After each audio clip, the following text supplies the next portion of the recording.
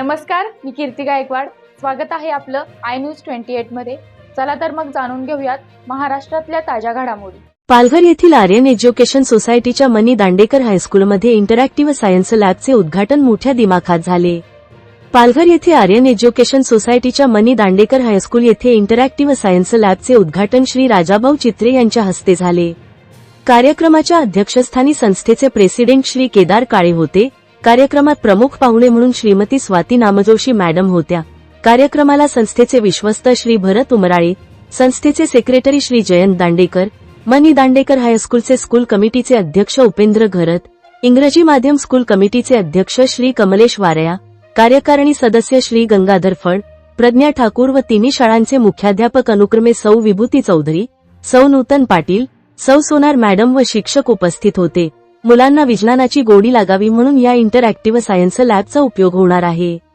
विज्ञानातील प्रयोग स्वतः करून बघता येतील. अगदी सूर्य, चंद्र, तारे, ग्रहण, दिवस रात्र, वादळ कसं येतं, पायथागोरस सिद्धांत, अनेक गोष्टी विद्यार्थ्यांना प्रत्यक्ष बघून शिकता येतील.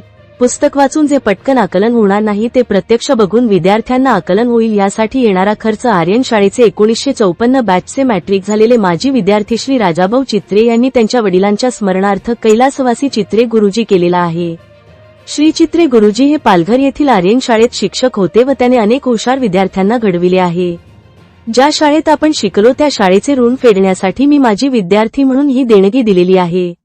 128 वर्ष जुनी असलेली आर्यन एज्युकेशन सोसायटीत ही शिक्षण क्षेत्रातील एक प्रसिद्ध संस्था आहे. पालघर येथील हायस्कूललाही 96 वर्ष पूर्ण झाली आहेत. काळानुसार इंग्रजी माध्यम ही पालघर येथे सुरू आहे.